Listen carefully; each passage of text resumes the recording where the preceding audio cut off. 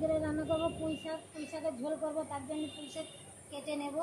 দেখো আমাদের বাড়িতে খুব সুন্দর পুঁই শাক হয়েছে, গাছের গোড়ায়, সজনে গাছের গোড়ায়। দেখো, এই দেখো ছড়িয়ে গেছে পুরো পুঁই শাক। পুঁই শাকের আগাগুলো আমি কেটে নেব।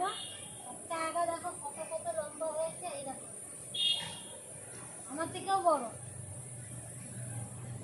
আগাগুলো কেটে নেব আমি। এই যে কচি কচি আগা, এটা পাতলা ঝোলের জন্য আমার কচি আগাই লাগবে।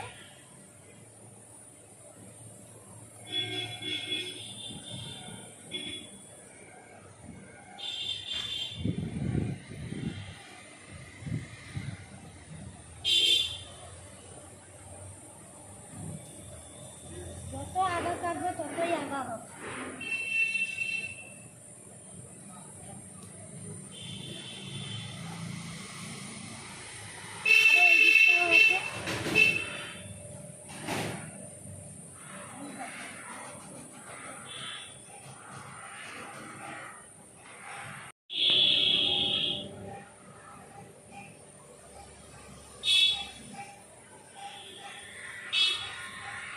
নতুন গাছ, নতুন গাছের শাক, নতুন একদম। এই দেখো এতে হয়ে যাবে। চলো বসে পড়লাম, শাকগুলো প্রথমে কেটে নেব। এই দেখো কচি ডাঁটা, অল্প কচি পাতা দেব। ডাঁটাগুলো প্রথমে কেটে নেব সব এরকম লম্বা লম্বা কাটবো। মাঝখান দিয়ে একটুখানি খালি করে দেবো যাতে লবণ ঢোকে ভালো করে।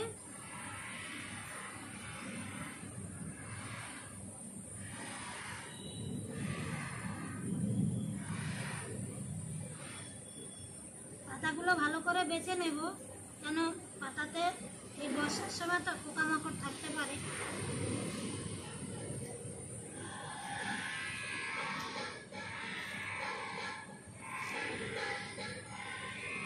এইভাবে সব কেটে নেব। শাকগুলো ভালো করে কেটে ডাঁটা শাক আমি আলাদা আলাদা করে নিয়েছি, ধুয়ে নিয়েছি। আর এদিকে একটা আলু আমি লম্বা লম্বা কেটে নিয়েছি, এই দেখো পাতলা পাতলা লম্বা করে নিয়েছি। এবার উনুনটা ধরিয়ে দেবো। উনুনটা ধরিয়ে দিয়েছি বন্ধুরা। বৃষ্টি পড়ছে কিনা জানি না, আওয়াজ পাচ্ছিলাম তাই দেখছিলাম। কিন্তু যেটা বলা হয়নি, আজকে পুঁই শাকটা রান্না করবো মাছ দিয়ে, ঝোল করবো। তার জন্য এই দেখো আমি সকালবেলা মাছ ভেজে রেখেছিলাম, তার থেকে আমি মাছ নিয়ে নিয়েছি এখানে। এটা দিয়েই আজকে রান্না করবো। কি মাছ নিয়েছি, এটা ছোট চারাপোনা মাছ। মাছগুলো ভেজে রেখেছিলাম বলে আর ভাজা দেখাচ্ছি না, এইভাবেই রান্না করছি আমি। কী দিয়ে রান্না করছি চলো দেখা যাক। গেছে তেলের উপরে দিয়ে দেবো দুটো শুকনো লঙ্কা টুকরো করে নিয়েছি, জিরে ফোড়ন দেব। এদিকে আমি রসুন কুচি করে নিয়েছি কাঁচা লঙ্কা চিড়ে দিয়ে দেবো একসঙ্গে।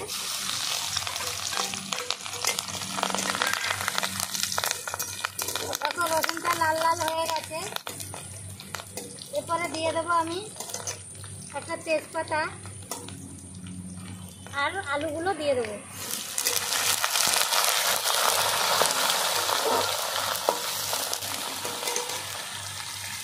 আলু দিয়ে দিয়েছি, সামান্য দিয়ে দেবো একটু আদা বাটা অল্প করে। একই সঙ্গে কষিয়ে নেব ভালো করে।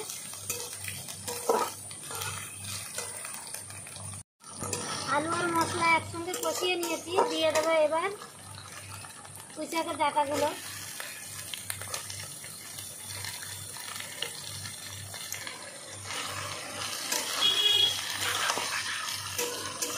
একেবারে শাকটাও দিয়ে দেবো। এবার দিয়ে দেবো লবণ, হলুদ গুঁড়ো,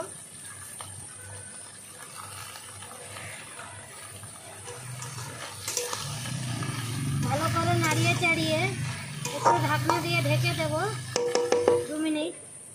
দিয়ে দেবো। আমি আগে ঢাকনাটা পাল্টে দিচ্ছি, বড় হয়ে গেছিলো, দেখো কতটা কমে গেছে শাকটা একদম। এইভাবেই আমি ঢাকনা ছাড়া 1-2 মিনিট আরও কষিয়ে নেব। 1 মিনিট 2 মিনিট ধরে ভালো করে নাড়িয়ে চাড়িয়ে নিলাম। এবার একটু জল দিয়ে দেবো, যেহেতু ঝোল ঝোল করবো আমি একটু জলটা দিয়ে দিলাম বেশি করে, ডাঁটাগুলো যাতে গলে যায়, আলুটাও গলে যাবে একসঙ্গে। এবার ঢাকনা দিয়ে ঢেকে দেবো 10 থেকে 12 মিনিট। 10-12 মিনিট হয়ে গেছে, দেখো ঢাকনা তুলে নেব। পুঁই শাকের ঝোল, আলু, পুঁই শাক সব গলে গেছে। এবার মাছগুলি দিয়ে দেবো।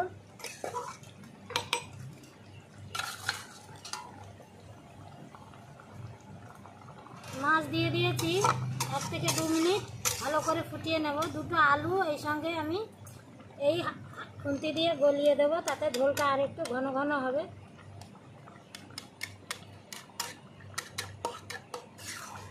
দেখো কত সুন্দর ঝোলটা হয়েছে। 2 মিনিট ফুটিয়ে নিলেই রেডি হয়ে যাবে। পুঁই শাকের ঝোল রেডি হয়ে গেছে বন্ধুরা। নামিয়ে নেওয়ার আগে আমি একটু গুঁড়ো মশলা দিয়ে দেবো, ধনে জিরে বেটে গুঁড়ো করে নিয়েছি, ভেজে, বেটে না।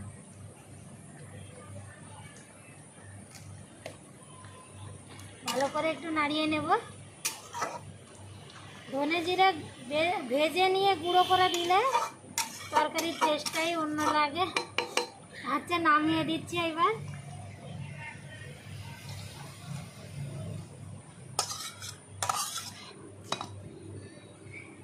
আজকের এই পুঁই শাক আর চারাপোনা মাছের ঝোল কেমন লাগলো তোমাদের জানাবে অবশ্যই। বাড়িতে বানিয়ে খাবে, আশা করি ভালো লাগবে। তাহলে আসছি বন্ধুরা, আবার অন্য কোনো রান্না নিয়ে। নমস্কার।